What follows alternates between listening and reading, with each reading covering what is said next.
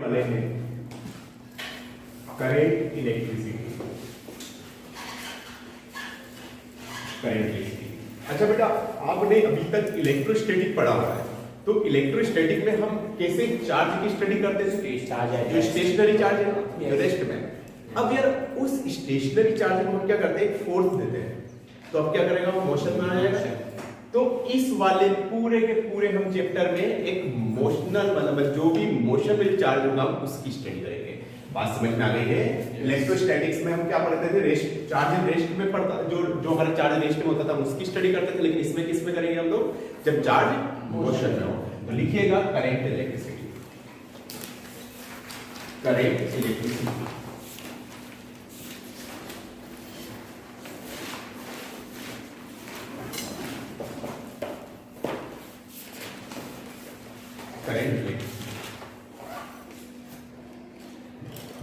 Get ready for the first step of current electricity is electric current. Electric current. अच्छा, क्या होता है electric current? Flow of charge. Yes, flow of charge. और कोई बताएगा? Flow of charge per unit time. हाँ चलो, ये भी सही है। और बेटा किसी को पता है डेफिनेशन क्या होती है? जैसे लिखिएगा इलेक्ट्रिक करंट।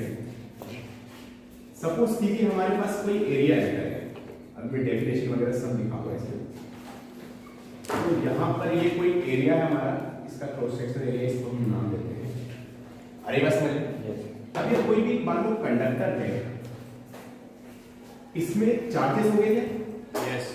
और जो अगर मैं बात करूं मेटल की, तो मेटल में कौन है जो कि चार्ज को फ्री इलेक्ट्रॉन। अगर हम इन पर कोई फोर्स अप्लाई करें तो यहाँ पर ये जो चार्ज है इस एरिया को क्रॉस करके हम दूसरे साइड निकल जाएंगे। यस।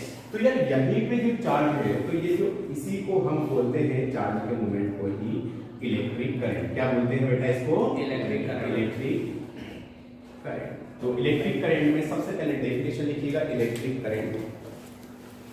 फर्स्ट वन इज, दो डेफिनेशन लिखा रहा हूं मैं, अच्छे समझिएगा।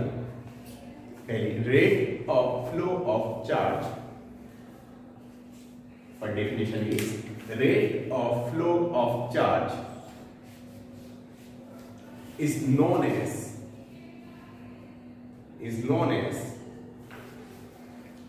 electric current, is known as electric current. Very good. First definition लिखी? Yes. चलिए, अब second definition इसी पे बेस्ड और करके the another definition of electric current is known as electric current बोला है ना? हाँ, ठीक है। चलिए लिखिएगा अगली definition। when there is a transfer of charge,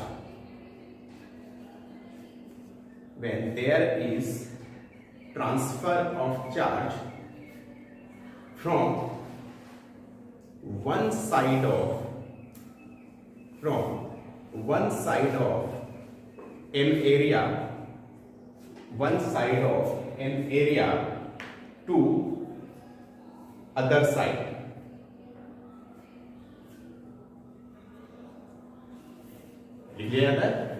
मतलब वन साइड अगर यहां से इस साइड से लेके इस साइड में चार्ज का ट्रांसफर हो रहा है क्या बेटा? yes. तो आगे लिखिएगा, so we can say that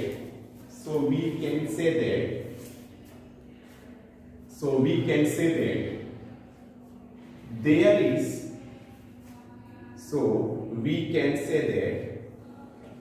is an electric current. So we can say that there is an electric current exists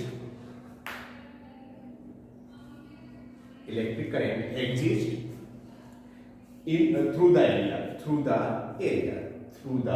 area। बहुत बेसिक चीज है जो हमें अच्छे से समझना है, एक छोटी सी पॉइंट से लेके दो हर चीज। अगर कोई चार्ज पार्टिकल इस वाले एरिया को क्रॉस करके बेटा अगर यहां से इसको क्रॉस करके इधर निकल रहा है, तो यार यहाँ पे चार्ज का जो मूवमेंट हो रहा है उसी को क्या बोलेंगे हम? Electric current. अभी थोड़ी देर पहले आपने बताया था इलेक्ट्रिक करंट की जो डेफिनेशन थी वह क्या था? Total charge upon total time, rate of flow of the charge is known as electric current. आ रही बात समझ में? अब मैं बात करूं यहाँ पे ये जो चार्ज हो गया और डिवाइडेड बाय टाइम। आ रही बात समझ बेटा? yes. अगर इसकी यूनिट की बात करूं मैं, तो यूनिट जो अगर हम बात करें तो यूनिट जो होती है कितनी होती है? Coulomb per second. Very good, coulomb per second. लेकिन इसी को हम एक्चुअल में बोलते हैं एम्पियर। अरे बात समझ रहे हैं? ये फंडामेंटल यूनिट है, हम देखा जाए तो फंडामेंटल यूनिट पढ़ रहे हैं यहाँ पे। क्लियर बेटा? इलेक्ट्रिक करंट क्या है? फंडामेंटल फिजिकल क्वांटिटी है, फंडामेंटल यूनिट जो भी है। तो एम्पियर समझ में आ गया था? चलिए, अब यहाँ से अगर हम बात करें तो जैसे आपने स्पीड के बारे में पढ़ा होगा। स्पीड जैसे हम किसी बाइक से जा रहे हैं, हमें बोरसद से वडोदरा जाना है, ठीक है। अब बोरसद से वडोदरा जाना है तो यार हम क्या करते हैं, हमारे सामने बहुत सारी मतलब रेजिस्टेंस आते हैं, कभी स्पीड ब्रेकर आते हैं, तो हम क्या करते हैं, बाइक को स्पीड स्लो कर लेते हैं। जब एकदम थोड़ा प्लेन रास्ता आता है तो हम क्या करते हैं, थोड़ी सी स्पीड बढ़ा लेते हैं। तो क्या हमारी जो स्पीड है वो वेरिएबल होती है क्या? वेरिएबल देखा जाए तो वेरिएबल, लेकिन फिर भी हमें डेफिनेट टाइम लगता है कि हम कहाँ पहुंच जाते हैं, वडोदरा पहुंच जाते हैं। बात समझ में आ रही है मेरी? तो यार आपने स्पीड, दो तरह की स्पीड पढ़ी होगी, एक तो थी इंस्टेंटेनियस स्पीड और एक थी एवरेज स्पीड। पढ़ा है बेटा ये आप लोगों ने इलेवेंथ क्लास में? अरे बस समझे? तो करंट भी यहाँ पर दो टाइप की होती है। पहली अगर हम बात करें तो एक तो होती है हमारी इंस्टेंटेनियस करंट। इंस्टेंटेनियस करंट को हम यहाँ पे रिप्रेजेंट करेंगे dt से। याद हो जाएगा ये? एंड अगर मैं बात करूं आई एवरेज की, तो आई एवरेज जो होता है वो होता है total charge upon total time, delta Q upon delta T. बस समझ में आ गई बच्चा? एक छोटे से टाइम के लिए, इंस्टेंट टाइम के लिए जो करंट होता है उसे इंस्टेंटेनियस करंट बोलते हैं, और जो बड़े टाइम इंटरवल के लिए होता है उसे बोलते हैं एवरेज करंट। और आगे ये चैप्टर इतना आसान है कि ये दोनों की जो वैल्यू होगी ऑलमोस्ट क्या होगी, सेम होगी हर जगह के लिए, हर चीज के लिए। बात समझ में आ गई? तो हम बहुत कुछ यहाँ पे सीखने वाले हैं, और इस चैप्टर को बेटा एक एक पॉइंट, मेरे मुंह से निकला हुआ एक एक वर्ड आपके आने वाले आगे के फ्यूचर में काम का होगा।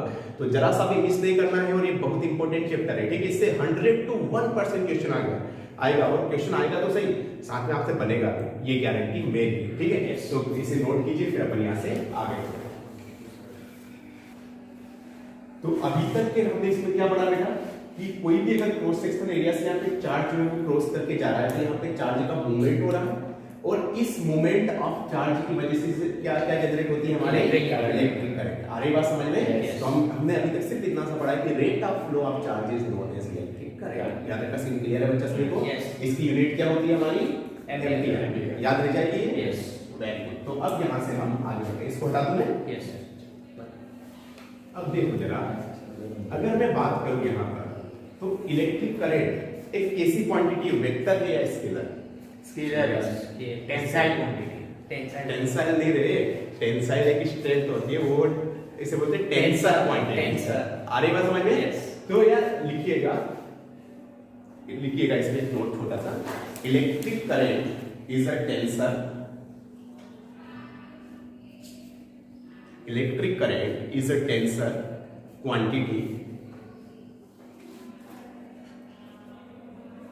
Is a tensor quantity. और एक कब कैसे लिखना है वो मैं बताऊंगा आपको। Is a tensor quantity.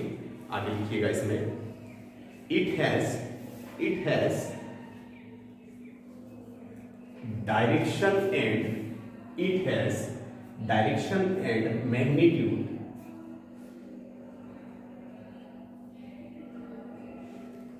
Direction भी है इसके पास, और क्या है? मैग्नीट्यूड भी है। बट इट डज नॉट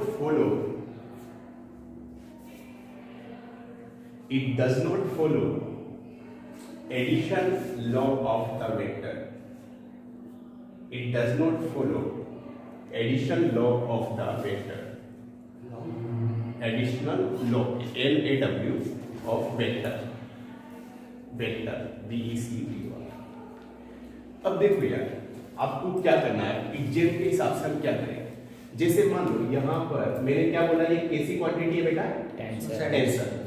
अगर एग्जाम में कोई क्वेश्चन आता है, मैंने देखा है नीट में वैसे क्वेश्चन या जेईई मेंस में भी कभी कभी पूछते हैं इस तरह से, कि अगर हम बात करें इलेक्ट्रिक करंट की, तो अगर हमें ऑप्शन में टेंसर लिखा हो, टेंसर जैसे मान लो ऑप्शन है tensor, scalar, vector, none of this. Tensor, scalar, vector, none of this. तो उस केस में हम बिना सोचे समझे किस पे क्लिक करेंगे? टेंसर। आ रही बात समझ में? अब मान लो टेंसर हट गया, टेंसर नहीं दिया है, स्केलर, वेक्टर या सब सारी चीज दी है, तो फिर हम करेंगे स्केलर पे।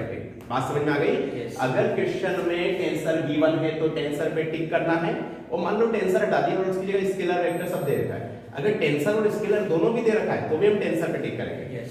लेकिन अगर टेंसर नहीं गिवन है तो फिर हम किस पे टिक करेंगे? स्केलर। तो हम बात कर सकते हैं टेंसर या फिर जो भी है स्केलर। समझ में आ गया बेटा यहाँ तक? Yes. तो ये थी इलेक्ट्रिक करंट हमारी। अब इसमें बेसिक चीजें मान लो जैसे कि हम बात करें, यहाँ पे अच्छे समझ में आएगा, ये हमारी कोई जंक्शन है और यहाँ से इस तरह से, और ये जो इनके बीच का जो एंगल है ये हमारा लाइन है। अब यार यहाँ से सपोज कीजिएगा कि ये 3 एम्पियर यहाँ से एंटर हो रहा है और यहाँ से 4 एम्पियर एंटर हो रहा है, तो यहाँ से एग्जिट होने वाला करंट क्या होगा? 7 एम्पियर होगा। Yes. मतलब जितना इनकमिंग है उतना ही आउटगोइंग होगा, Yes. मतलब ये 7 एम्पियर। अच्छा मुझे एक बात बताइए यार, अगर ये 90 डिग्री दोनों के बीच में एंगल है, अगर ये वेक्टर होगा तो 3 और 4 का जो रिजल्टेंट होता है 90 डिग्री तो कितना 5 होता है? 5 Yes. एंगल है आप 4 से 16 plus 9 is equal to 125। Yes. और कितना 5। अगर ये वेक्टर होता तो ये 5 होना था। Yes. लेकिन ये कौन सा है? स्केलर है, Scalar. इस वजह से मैं डायरेक्ट हम यहाँ पे इसका स्केलर साइन कर देते हैं। बात समझ में आ रही है? Yes. तो अच्छे से अभी तक पूरा इलेक्ट्रिक करंट का पूरा सिनेरियो समझ में आ गया। इलेक्ट्रिक करंट होता है rate of flow of charge, unit क्या होती है? एम्पियर, और ये कैसी क्वांटिटी है? टेंसर क्वांटिटी है या फिर स्केलर भी बोल सकते हैं। Is that clear? Yes. चलिए बहुत बढ़िया। अब यहां से हम थोड़ा सा आगे बढ़ते हैं, तो नेक्स्ट वन लिखिएगा current density. Current density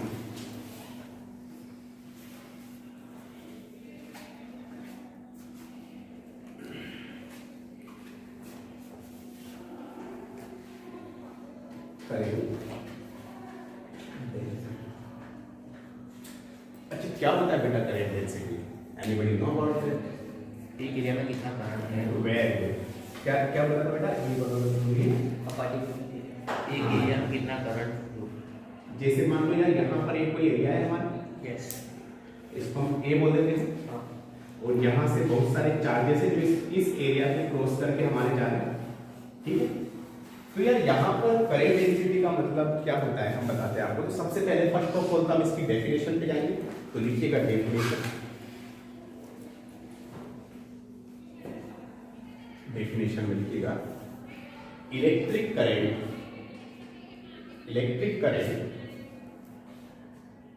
per unit cross sectional area, electric current per unit cross sectional area is known as current density, is known as current density.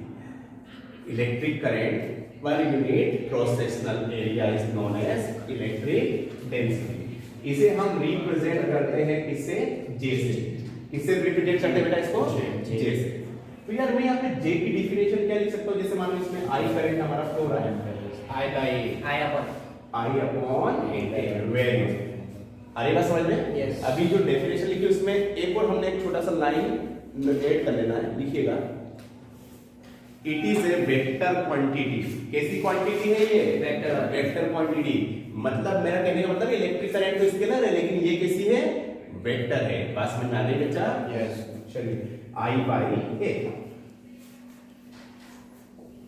अच्छा इसकी यूनिट की बात करें तो I का कितना होता है? एम्पियर का एरिया का एरिया का कितना होता है? Metre square. तो इसकी यूनिट हमें पता चल रही है? Ampere upon very.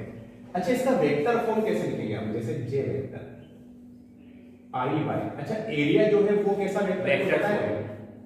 Area vector quantity की स्केलर क्वांटिटी है? Vector quantity. यस। अच्छा I बाई A, इसको हम ऐसे लिख सकते हैं? यस। बिल्कुल भी नहीं। आ रही बात समझ में? क्यों? अब देखो इसका भी मतलब है कि हम किसी भी स्केलर क्वांटिटी में वेक्टर क्वांटिटी से डिवाइड नहीं करते, वो मीनिंगलेस होता है। बात समझ में आ रही बेटा?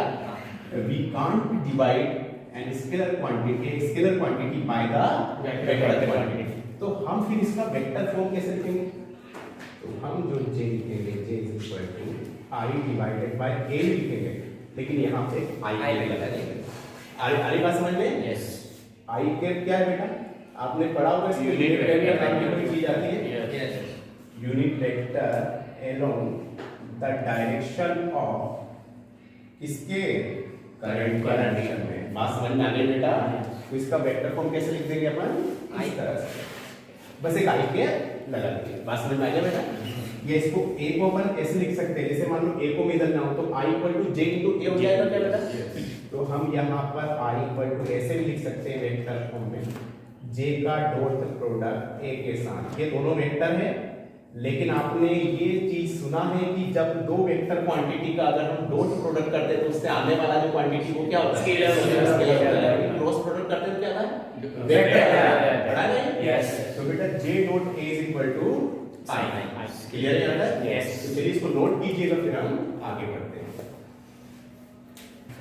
अब बेटा क्या कर दिया हमने, जैसे कि ये जो एरिया है अभी तो यहाँ से इससे परपेंडिकुलर चार्जेस वो क्रॉस हो रहे हैं इस तरह से, लेकिन इस एरिया को मान लो मैं ऐसे कर दूं, थोड़ा सा मतलब इसे इस तरह से मैं घुमा दूं, और ये जो एंगल है इस वाले एंगल को हम मान लेते हैं थीटा। थीटा आ रही बात समझ में? ये जो एरिया इसकी नई पोजीशन हो गई वो एडेस हो गई। तो यार एरिया जो होता है पहले तो इस डायरेक्शन में मूव करेंगे, अभी एक्चुअली एरिया की जो डायरेक्शन हो गई वो क्या हो गई?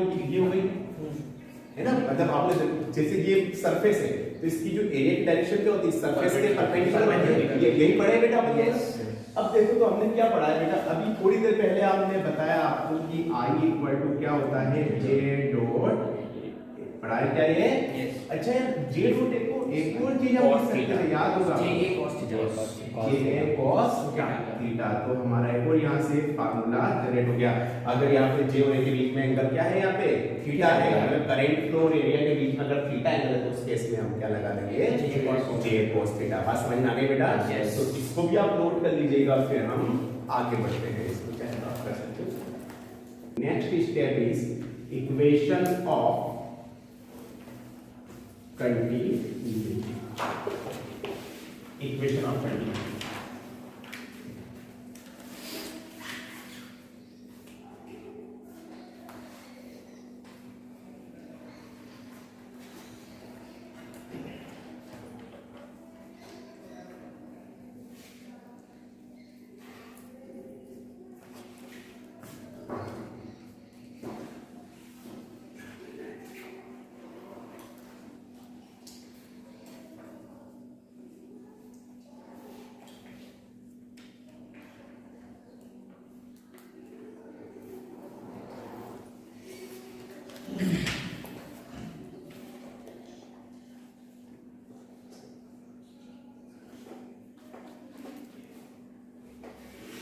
Equation of continuity. देखो यार सपोज कीजिए बेटा कि ये एक हमारा कंडक्टर है।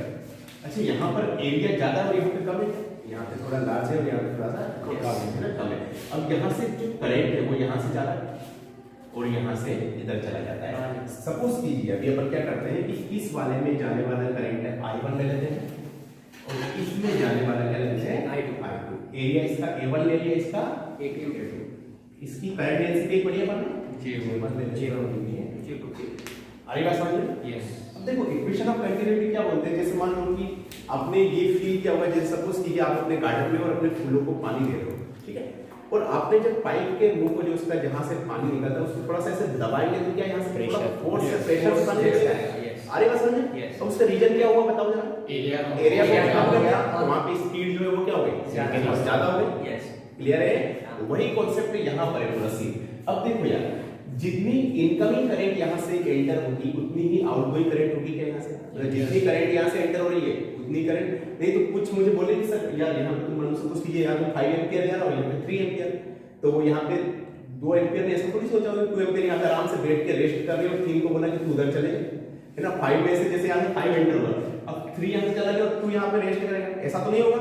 पूरा का पूरा जितना यहाँ पे एंटर होगा उतना ही करंट वहां से एग्जिट होगा। बात समझ में आ गई बेटा? तो हम ये बोल सकते हैं I1 will be equal to I2। यहाँ तक का सीन क्लियर है बेटा सारे बच्चों को? और उसके बाद अच्छा एरिया की बात करो, एरिया किसका ज्यादा होगा? A1 का ज्यादा होगा। A1 is greater than A2। अगर मैं बात करूं J1 J2, वो भी J1 का J2 का ज्यादा होगा, क्योंकि अगर मान लो कि यहाँ पे एरिया कम हो गया तो करंट डेंसिटी क्या हो गई? वही ना? तो यहाँ पे J2 is greater than J1। आ रही बात समझ में? तो अब यहाँ से अगर मैं इक्वेशन ऑफ कंटिन्यूटी से बात करूं तो हमने क्या पढ़ा है, I1 will be equal to the I2, और I1 को क्या लिख सकते हैं बेटा अपन, ऐसा J1 K1 लिख सकते हैं क्या? Yes. I equal to JA पढ़ा है अभी थोड़ी देर पहले हमने। Yes, I. सारे बच्चों को पता है ये? Yes. J equal to I by J मतलब I इक्वल टू JA, और J1 A1 और I2 इक्वल टू क्या लिख सकते हैं? J2. ये बहुत ज्यादा इंपॉर्टेंट कॉन्सेप्ट है, इसको जरा सा भी हमारे दिमाग से मिस नहीं होना चाहिए, और इसी को क्या बोलते हैं हम बताओ जरा, इक्वेशन ऑफ कंटिन्यूटी। क्लियर है यहाँ तक का सीन सारे बच्चों को बेटा, सभी को क्लियर है? Yes. J1 A1 equal to J2 A2।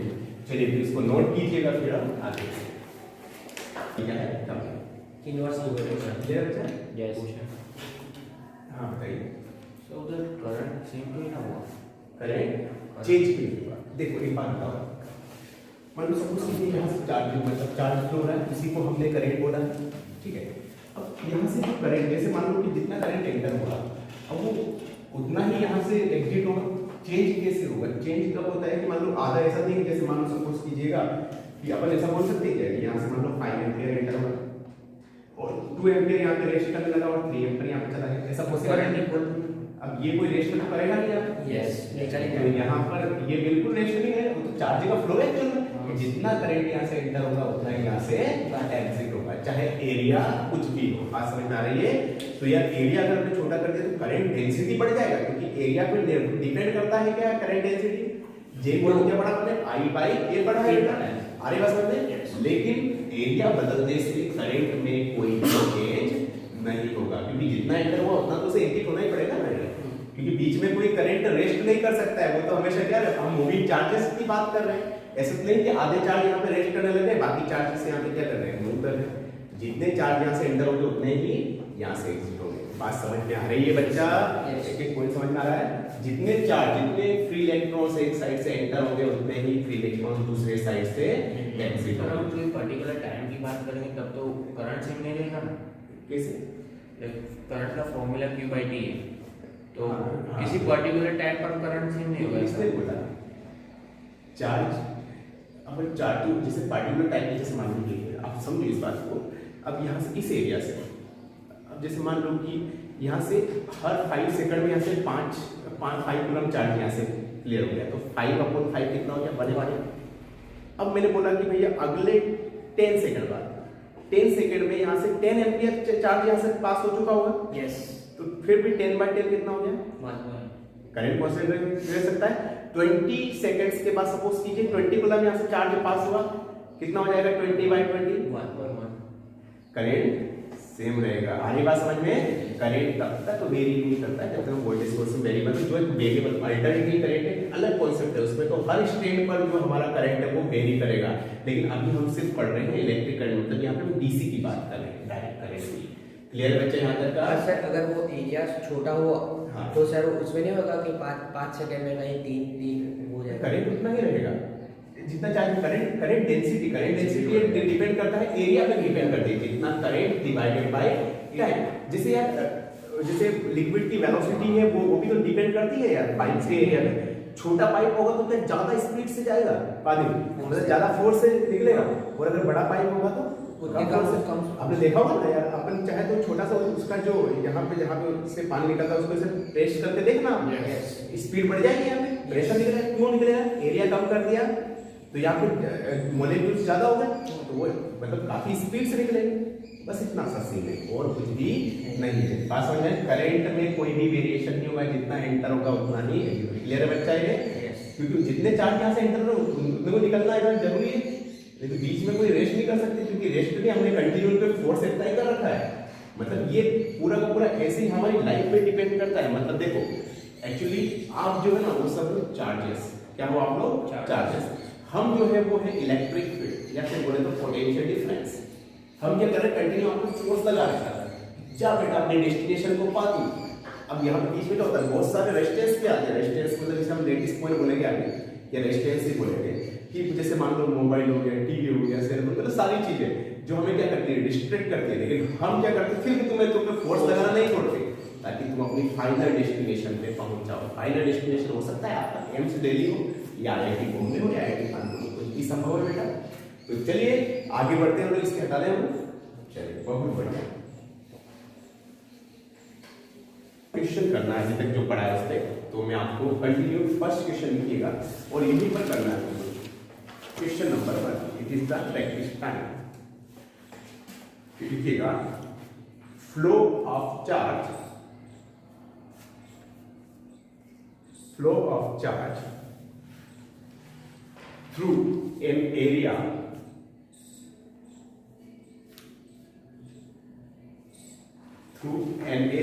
is given by function of time,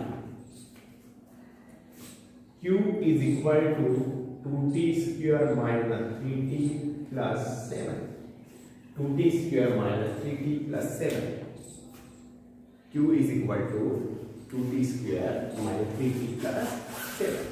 ये इस तरह से हमें चार्ज गिवन है, लिखिएगा। Then what will be the value of current, what will be the value of current after 3 seconds, after 3 seconds. यहां पे charge नहीं कर रहा है टाइम के पास, तो हमें चार्ज गिवन है। हाँ जी बेटा, वैल्यू ऑफ करंट, हाँ value of current find out करिए। चार्ज तो गिवन है 2t square minus 3t plus 7। अरे बात समझ। अच्छा हम क्या पढ़े थोड़ी देर पहले, हमने पढ़ाया था आपको कि I इक्वल टू होता है dq अपॉन dt। अरे बात समझ बेटा। यस। तो यार इसको हम एक बार क्या डिफरेंशिएट करते हैं, किसके रेस्पेक्ट में बताओ जरा? टाइम के रेस्पेक्ट में, रेस्पेक्ट टू द टाइम। तो जब मैं इसको डिफरेंशिएट करता हूं तो dq upon dt is equal to क्या होता है? 4t square. याद है ना सभी को? ये जब करके आगे जाता है 4t माइनस 3 का 1। यस। और जो 7 है वो तो बड़ा है, वैल्यू dq अपॉन dt को बेटा क्या बोलते हैं? i की वैल्यू हो गई हमारी यहां से 4t माइनस 3 और t को गिवन है। यस, t कितना गिवन है बच्चा आप लोगों को? 3 सेकंड। तो यहाँ पे वैल्यूज पुट कर दे अपन। 4 multiply 3 minus 3 it is 12 minus 3 and it is कितना एम्पियर? 9 एम्पियर। एम्पियर लगाना नहीं भूले, इसी की यूनिट उसका सरनेम होती है, इसके ही नाम से उसे पहचाना जाता है। क्लियर है यहाँ तक? तो ये चाहे तो आप नोट कर सकते हो या फिर आपको बताइए। नेक्स्ट वन आप लिखिएगा, हेडिंग डालिएगा ड्रिफ्ट वेलोसिटी। ड्रिफ्ट वेलोसिटी काफी इंपॉर्टेंट है ये, ड्रिफ्ट वेलोसिटी।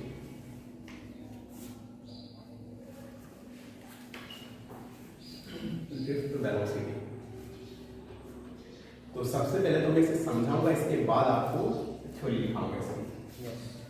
जैसे मान लो हमारे पास कोई कंडक्टर है,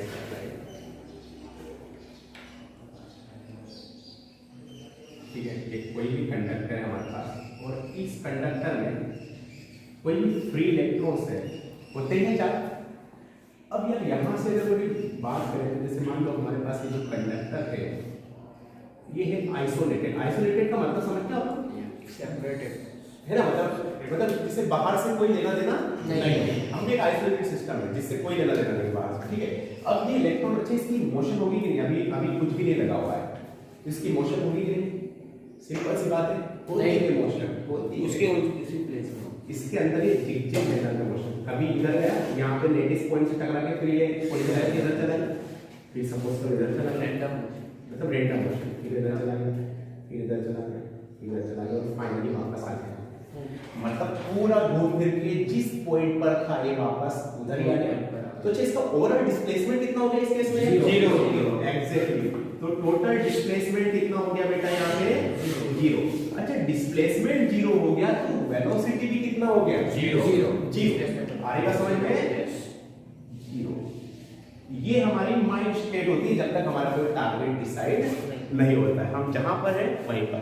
अब हमने टारगेट डिसाइड किया और इस के एंड्स पर एक बैटरी लगा दी। बैटरी मतलब एक टीचर, एक गाइड जो हमें लाइफ के लिए गाइड करे, और वही यहाँ पर जो अब क्या करेगा, फोर्स अप्लाई होगा। यस। और वही फोर्स इसको फिर आगे बढ़ाएगा, ठीक है। तो अब मैंने क्या किया, इसको उठा के अभी कोई भी कुछ भी नहीं लिखेगा, मैं आराम से लिखाऊंगा आपको पूरी थ्योरी बेटा। जैसे मान लो ये हमारे पास कंडक्टर है, अब मैंने क्या किया, इसके दो एंड्स थे हमारे ये, ठीक है, और ये दोनों एंड्स पर हमने एक बैटरी लगाई। बैटरी तो आप जानते हो बेटा, यस, और बैटरी के साथ एक लगा दिया हमने स्विच, ये प्लस और ये माइनस। मान लो इसका पोटेंशियल डिफरेंस क्या है, ये V, तो इसका जो ये पॉजिटिव है इसको हम मान लेते हैं, क्या मान लेते हैं, V, और ये नेगेटिव है इसको हम मान लेते हैं 0। इनका पोटेंशियल डिफरेंस क्या V होगा क्या फिर, यस, है ना, जितना यहाँ पे उतना ही V होगा। यस, यस, आ रही बात समझ में बेटा? Yes sir. तो ये इसका पोटेंशियल डिफरेंस क्या हो गया, V हो V हो गया। गया। अब जैसे ही हमने यहाँ पे इसको ऑन किया, तो सपोज कीजिए इसके अंदर कोई चार्ज है Q, आ रही बात समझ में? इस चार्ज Q पर, जैसे जनरली क्या होते हैं, इलेक्ट्रॉन होते हैं। अब जैसे यहाँ पे हमने चार्ज Q है, अब ये चार्ज Q पहले तो आराम से, मतलब अब उसका ओवरऑल डिस्प्लेसमेंट 0 था, पहले रिजल्टेंट डिस्प्लेसमेंट क्या था, 0। लेकिन अब इस Q पर क्या होगा, आपने पढ़ा होगा कि delta V is equal to होता है E इनटू D। सपोज कीजिए इसकी लेंथ जो है वो D, आपने ये पढ़ा है कहीं ना कहीं, इलेक्ट्रोस्टैटिक पढ़ा है, यस, अच्छे से याद है। या फिर हम बोल सकते हैं कि E इक्वल टू होता है डेल्टा V, ऐसा बोल सकते हैं। यस, यहाँ पे E क्या है बेटा, इलेक्ट्रिक, क्लियर है बेटा? अब ये इलेक्ट्रिक फील्ड क्या करती है कि पोटेंशियल डिफरेंस के कारण ये इलेक्ट्रिक फील्ड इस पे जनरेट हो जाती है इस डायरेक्शन में। मैंने बताया होगा आपको, इलेक्ट्रोस्टैटिक में आपने पढ़ा होगा कि इलेक्ट्रिक फील्ड की डायरेक्शन हायर पोटेंशियल से लोअर पोटेंशियल की ओर होती है। बड़ा है क्या बच्चा समझ रहे हैं? यस। तो यार यहाँ पर एक इलेक्ट्रिक फील्ड हमारी जनरेट हो गई थी। अब यहाँ पे इस क्यू पर क्या इसमें इलेक्ट्रोस्टैटिक फोर्स भी लगने लग जाएगा क्या, बताओ जरा। यस, अगर इलेक्ट्रिक फील्ड है, किसी चार्ज को Yes. इलेक्ट्रिक फील्ड बनाते हैं तो क्या उस पे फोर्स फोर्स लगेगा? लगेगा, यस, कौन सा फोर्स लगेगा बताओ जरा। Electrostatic force. Electrostatic force. तो इसकी जो वैल्यू होगी वो क्या, किसके बराबर होगी, सारे बच्चों ने पढ़ा है, वो होता है Q into E। पढ़ा है क्या समझे? Yes. इससे फोर्स लग रहा है। Yes. अब ये फोर्स की वजह से क्या करेगा, आगे मोशन करेगा। Yes. हमने क्या किया, इससे फोर्स ने इसको पुश किया चार्ज को कि जा बेटा अपनी डेस्टिनेशन के पास जा। तो वो क्या करेगा, जाएगा, लेकिन रास्ते में रेजिस्टेंस तो आएंगे।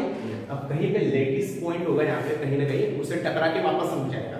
लेकिन ये कंटिन्यू इलेक्ट्रिक फील्ड क्या लग रहा है उसमें, फोर्स लग रहा है, जिस वजह से वापस जाएगा, फिर रुकेगा थोड़ा सा, फिर जाएगा, फिर रुकेगा। मतलब ये प्रोसेस वो कंटिन्यू दोहराता रहेगा। अब रिपीट करता रहेगा। तो इस केस में क्या होगा कि इसकी वेलोसिटी तो कांस्टेंट नहीं रहेगी, कोई ना कोई एक्सेलरेशन है इसमें। Yes. तो वेलोसिटी कांस्टेंट नहीं रहेगी, वो कम ज्यादा होती रहेगी। तो फिर क्या करेंगे हम सब, क्या करेंगे, इस सारी वेलोसिटीज को हम कंप्लीट करके हम बोल देंगे कि हम सिर्फ एक एवरेज वेलोसिटी ले लेंगे। कौन सी वेलोसिटी लेंगे, एवरेज वेलोसिटी। तो लिखिएगा ड्रिफ्ट वेलोसिटी में थ्योरी थोड़ा सा लिखिएगा। In any conductor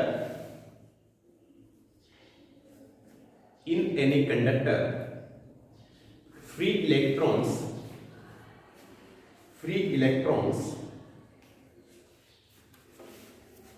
electrons move in zigzag manners। कैसा मैनर है भैया ये, zigzag। याद है सभी को, Yes. move in zigzag manner so that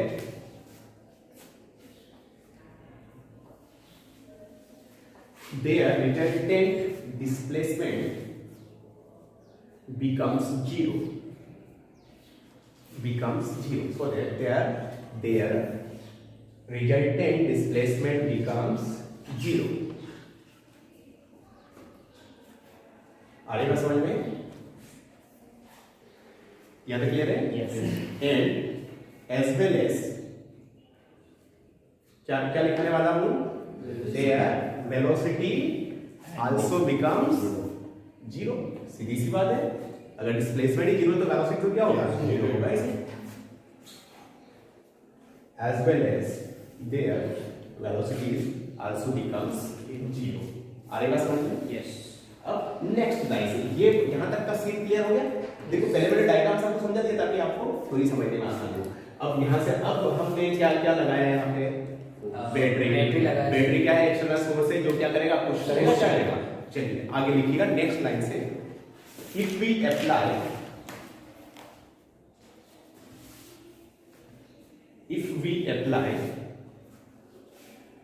potential difference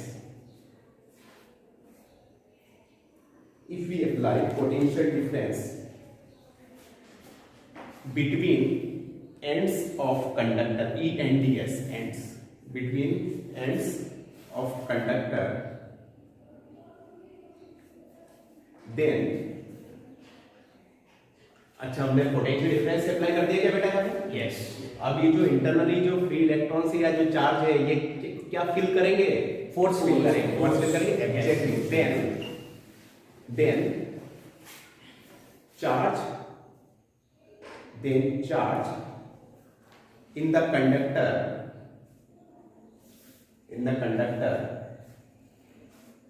feel electrostatic force और इलेक्ट्रिक फोर्स जो भी आप चाहें, feel electric force and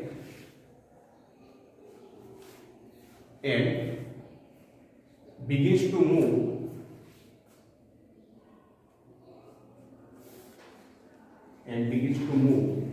with non-uniform velocity, मेरा कहने का मतलब नॉन यूनिफॉर्म क्यों बोला भैया ने?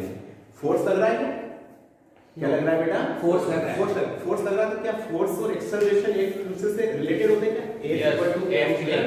पढ़ा है एक्सेलरेशन और एक्सेलरेशन होगा तो क्या यूनिफॉर्म वेलोसिटी तो पॉसिबल है नहीं, तो कैसा होगा? Non uniform. आ रही बात समझ में? Yes.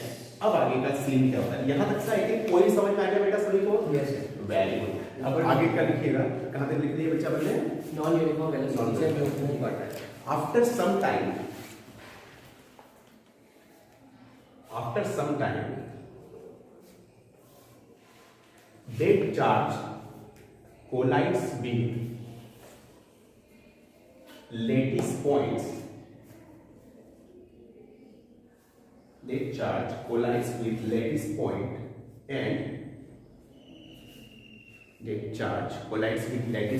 and velocity of charge after collision becomes 0, and velocity of charge after collision becomes 0.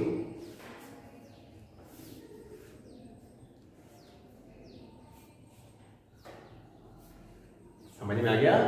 जा रहा था वो पहले तो डिस्प्लेसमेंट 0 था इनिशियली, फोर्स लगाया, मोशन करने लगा, एक्सेलरेशन की वजह से नॉन यूनिफॉर्म मोशन करने लगा, वापस टकराया किसी से और वेलोसिटी क्या हो गया? 0। लेकिन फोर्स तो कंटिन्यू लग रहा है, वापस उसे वो जो मोटिवेट करेगा वो इलेक्ट्रिक फील्ड के, नहीं बेटा तुझे रुकना नहीं है, तुझे तो आगे बढ़ना है, तो वो वापस जाना रहेगा क्या? वापस शुरू हो जाएगा वो। क्या लिखा बेटा? बिकम्स 0। यहाँ तक लिख दिया? यस। बट और अभी थोड़ा सा बचा है, but due to electric field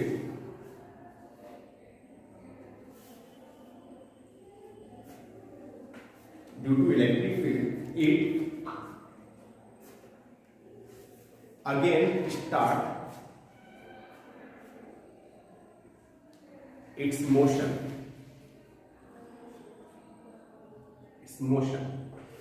So अब देखो यहाँ पे जो वेलोसिटी वेरिएबल है, कम ज्यादा होते जा रही है। Yes. तो हम क्या करेंगे? अब सारी वेलोसिटी को साइड में रख के एवरेज वेलोसिटी लिख लेंगे। Yes. तो अरे बात समझ में? सो overall average velocity in this whole process is known as कौन सी वेलोसिटी? क्या बोलते हैं बेटा इसको अपन? Drift velocity. Very good, drift velocity.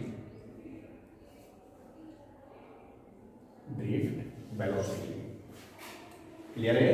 अब इसको नोट करना है, इसका छोटा सा 2 मिनट का डेरिवेशन और है, फिर हम लोग यहाँ आज क्लास खत्म करेंगे। सर ये v और लिख लिया बच्चा सभी ने? यस। चलिए अब हम आगे बढ़ते हैं। अच्छा एक बात बताइए, अब मैं मान लेता हूँ इसे d की जगह अपन चाहे तो इसको ये मान लेते हैं डेल्टा x मान लेते हैं, कुछ भी जैसा आप चाहे d भी मान सकते हो। मैंने डेल्टा x मुझे लिखना थोड़ा सही लग रहा है इसलिए। अच्छा एक बात बताओ, आपने अगर मैं बात करूँ एक छोटा सा यहाँ पे वॉल्यूम लेते हैं, ठीक है, एक छोटा सा वॉल्यूम ले लिया, इसको हम यूनिट वॉल्यूम बोलते हैं, मतलब 1 सेंटीमीटर लेंथ, 1 सेंटीमीटर विड्थ और 1 सेंटीमीटर हाइट, इसको बोलते हैं अपन वॉल्यूम है ना। अब मैंने क्या किया बेटा कि अगर मान लो इस पूरे डेल्टा एक्स मतलब पूरे के पूरे एरिया में, पूरे वॉल्यूम में total number of electrons total number of electrons, ये अपन ने मान लिया n अरे बात समझ में? अच्छा, उसके बाद अगर मैं बात करूं इसका टोटल वॉल्यूम, तो वॉल्यूम जो है वो कितना मान लेते हैं V। अच्छा यार इसका जो प्रोसेस है रिया स्क्वायर में a मान लो, क्या मान लो बेटा मैं a। तो जो इसके वॉल्यूम को मैं ऐसा लिख सकता हूं क्या है a into delta x। Yes अरे बात समझ में? Yes. सिलेंडर का जो एरिया होता है वो पाई r स्क्वायर l होता है, पाई r स्क्वायर तो इसका प्रोसेस एरिया Yes. रिया इसकी लेंथ होता है। क्लियर बच्चा है? Yes. चलिए बहुत बढ़िया। अच्छा यार अगर मैं बात करूं स्मॉल एक, मैं यहाँ पे एक छोटा सा पार्ट लेता हूं, इसका मतलब है number of total electrons divided by total volume. अरे बात समझ में? ये है इस m को मैं बोलूंगा number of charges per unit volume कोई वाली बात नहीं है। Yes. अच्छा तो यहाँ पर स्मॉल है नंबर ऑफ टोटल इलेक्ट्रॉन्स से नंबर ऑफ टोटल चार्जेस, इसको मैं कैपिटल N बोला था मैंने। वॉल्यूम को अभी आप याद सभी को a इनटू डेल्टा x इसको इधर ले आओ तो यहाँ से n इक्वल टू क्या जाएगा बताओ जरा। Small delta Yes. यस पल्ले पड़ गया यहाँ तक। Yes. समझ में आ गई बेटा सारी बातें? यस बहुत बढ़िया। तो ये सारी चीज ध्यान रखना। अब उसके बाद अपने थोड़ी देर पहले अगर मैं बात करूं चार्ज की, चार्ज सारे बच्चों को पता है Q equal to N into E होता है। यस अच्छा कौन सा थ्योरी है ये? क्वांटाइजेशन कौन सा थ्योरी है ये? क्वांटाइजेशन समझ में आएगा सही कोई? यस अच्छा ये कैपिटल N की जगह मैं क्या लिख सकता हूं वहां से बेटा बताओ डेल्टा x तो Q इज इक्वल टू यहाँ से मैं कैपिटल N की जगह लिखता हूँ N डेल्टा x। सारे बच्चों को समझ में आ रहा है ये? Yes. Very good. Delta x और यहाँ पे साथ में क्या चल रहा है बेटा? E चल रहा है। ये देखा सीन क्लियर है बेटा? अच्छा एक और चीज मान लीजिए डिस्प्लेसमेंट है जो डेल्टा x है।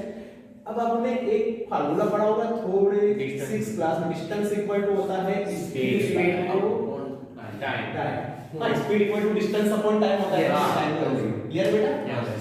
डिस्टेंस याद रखो कि डिस्टेंस कितना मान लेते हैं? डेल्टा x स्पीड मैंने बोला कि एवरेज वेलोसिटी है, एवरेज स्पीड क्या रहने वाली है इलेक्ट्रॉन्स की? ड्रिफ्ट वेलोसिटी के बराबर। यस चाहे होगी कुछ भी हो लेकिन हमने उसका एवरेज लेना है। Yes. और ड्रिफ्ट वेलोसिटी टाइम को हम बोल देते हैं t। अच्छा डेल्टा x की जगह मैं यहां से यहां पे पुट कर दूं क्या? यस तो यहां से चार्ज कितना आ जाएगा बताओ जरा? n डेल्टा x की जगह डायरेक्ट कर लो हमने v इनटू t यस और क्लियर बेटा? यस मल्टीप्लाई एक और क्या चल रहा है? E. क्लियर? यस दोनों साइड में टाइम से डिवाइड कर देता हूं। टाइम से time Cancel. Charge upon time थोड़ी देर पहले लिखा I, था आई I. Very good. तो ये करंट और ये हो जाएगा यहाँ से अपना n a v d की बचा तो इसे लिख सकते हैं n a v d। तो ये करंट किसमें रिलेशन है बेटा? ये relation between I and drift velocity. हाँ तो टी को नीचे नहीं चलेगा। हाँ इधर भी एक ही बात है, वो तो मैंने ऐसे कर दिया और कुछ नहीं। क्लियर है बेटा यहाँ तक? Yes. और इसी को चाहे तो एयरपोर्ट में यहाँ से इसको आई को एरिया को नीचे ले जा सकते हैं क्या? Yes, sir. I हो जाएगा तो क्या हो जाएगा बताओ? J. Very good. I upon A is equal to N E V D बचेगा क्या? Yes. और इसी को बोलते J. हैं J. Any VD. अभी आपको कुछ भी नोट नहीं करना है। तो आज मैंने पूरी क्लास में क्या पढ़ा एक बार वापस से रिफ्रेश कर ले अपन। रिकैप चलते वापस से कुछ 1 घंटा कुछ टाइम पहले। सबसे पहले मैंने पढ़ाया था इलेक्ट्रिक करंट क्या होता है बताओ जल्दी जल्दी है ना? जब कोई चार्ज एक एरिया के एक साइड से क्रॉस होकर दूसरे साइड जा रहा है किसी इंस्टेंट टाइम में तो उस केस किसी को करंट बोलते हैं। ये पढ़ा था। Electric current scalar quantity vector quantity scalar. इसको एक और नाम देते हैं कौन सा? इसका डायरेक्शन भी होता है और मैग्नीट्यूड होता है। क्लियर बेटा? इसकी यूनिट क्या होती है? एम्पियर। आ रही बात समझ में? अगर बात करूं आगे बढ़ा तो बनते करंट डेंसिटी। करंट डेंसिटी कौन सी क्वांटिटी होती है? वेक्टर क्वांटिटी है। आ रही बात समझ में? इक्वेशन ऑफ कंटिन्यूटी क्या पढ़ा था? JA is equal to J1 याद है सभी को? Yes.